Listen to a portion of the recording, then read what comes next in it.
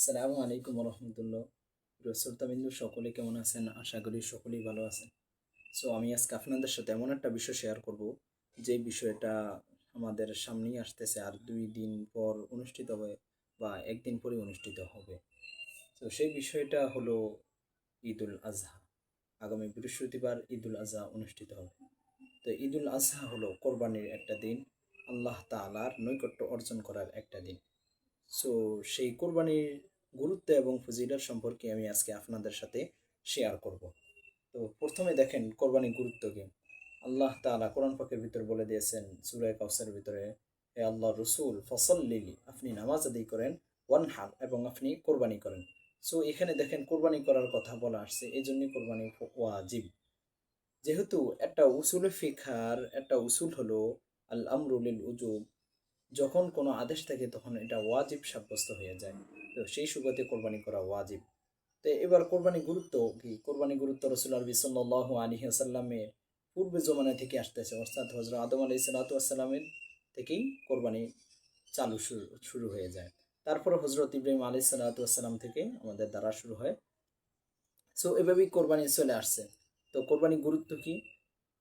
মুসনাদে ইবনে মাজা এবং অন্যান্য হাদিসের কিতাবেও এই হাদিসটা আছে। হযরত যায়েদ ইবনে আরকাম রাদিয়াল্লাহু তাআলা আনহু থেকে বর্ণিত হাদিসটা, যে রাসূল আরবি সাল্লাল্লাহু আলাইহি ওয়াসাল্লাম বলেছেন, মান ওয়াজাদা সাআতান লিআন ইউযাযযিহা ফালাম ইউযাযযিহ ফালা ইয়াকরুবান্না মুসাল্লানা।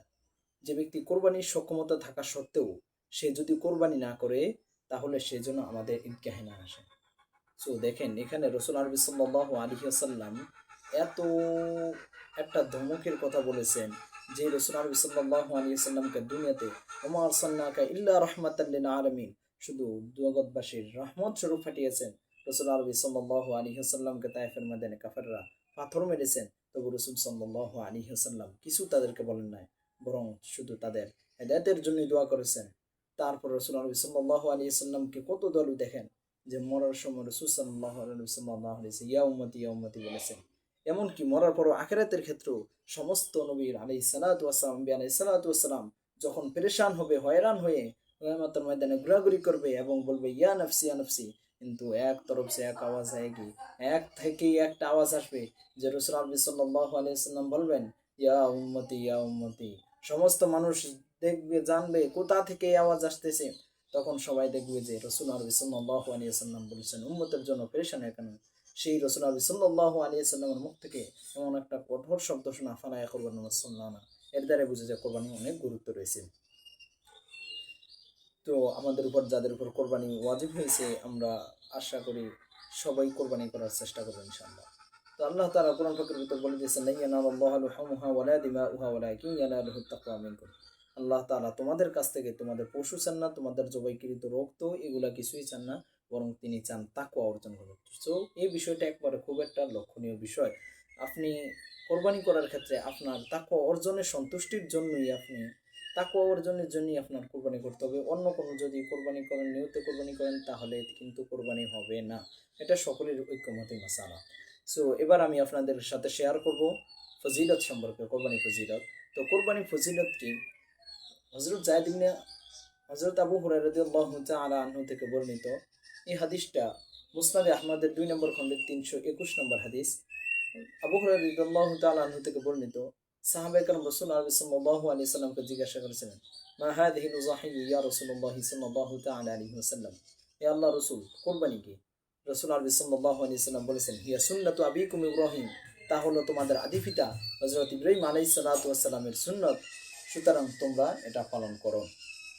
তারপর সাহাবায়ে কেরাম রাদিয়াল্লাহু তাআলা আলাইহিম আজমাইন বলেছেন, হে আল্লাহর রাসূল, দুনিয়ার মানুষ তো কোনো কিছু কাজ করার না করার পরেই তার পারিশ্রমিক থাকে, ব্যবস্থা থাকে, কিন্তু আমরা এই কোরবানি করলে আমাদের ফায়দা কি হবে? আল্লাহ রাসূল সাল্লাল্লাহু তাআলা আলাইহি ওয়াসাল্লাম বলেছেন, ইয়া রাসূল আরবি সাল্লাল্লাহু আলাইহি সাল্লামকে সাহাবায়ে কেরাম বলেছেন, ইয়া ক্বালু ফামা লানা ফিহা ইয়া রাসূল, হে আল্লাহর রাসূল, আমরা যদি করবেন তাহলে আমাদের কি ফায়দা হবে? আল্লাহ রাসূল সাল্লাল্লাহু আলাইহি সাল্লাম বলেছেন, বিকুল্লি শাআরাতিন হাসানা, প্রত্যেকটা চুলের পশমের বিনিময়ে তোমরা একটা করে নেকি পাবে। তো দেখেন নেকির কত দাম। নেকি আপনি আখিরাতে নেকির জন্য মানুষ ঘোরাঘুরি করবে, দৌড়াদৌড়ি করবে। তো আপনার এই একটা সুযোগ আসতেছে, একটা গরুর গায়ে অনেক পশম থাকে হাজার হাজার, তো আপনি হাজার হাজার নেকির হকদার হয়ে যাইতেছেন। তারপরে সাহাবায়ে কেরাম রাসূলুল্লাহ সাল্লাল্লাহু আলাইহি সাল্লামকে জিজ্ঞাসা করেছেন, হে আল্লাহর রাসূল, বেড়ার গায়ে তো হাজার হাজার পশম, তাহলে এটার হুকুম কি? আস-সাফু ইয়া রাসূলুল্লাহ সাল্লাল্লাহু তাআলা আলাইহি ওয়াসাল্লাম। ক্বালা রাসূলুল্লাহ সাল্লাল্লাহু আলাইহি ওয়াসাল্লাম, রাসূল আরবি সাল্লাল্লাহু আলাইহি ওয়াসাল্লাম বলেছেন, বিকুল্লি শা'রাতিন মিনাস সাফি হাসানাহ, প্রত্যেকটা ভেড়ার পশমের বিনিময়ে, চুলের বিনিময়ে একটা করে আল্লাহ তাআলা তোমাদেরকে নেকি দিবেন। সো আমাদের জানা হয়ে গেল যে কোরবানির ফজিলত কি। সুতরাং যাদের উপর কোরবানি ওয়াজিব হয়েছে, আমরা সকলেই কোরবানি করার চেষ্টা করবো ইনশাআল্লাহ। কোরবানি করা ওয়াজিব, আর এই ওয়াজিব কাজটা আপনার উপর করা আবশ্যক, লাজিম। সেই সুবাদে আমরা কোরবানি করব। আর সকলের কাছে আমি দোয়া চেয়ে বিদায় নিচ্ছি। আসসালামু আলাইকুম ওয়া রাহমাতুল্লাহি ওয়া বারাকাতুহু।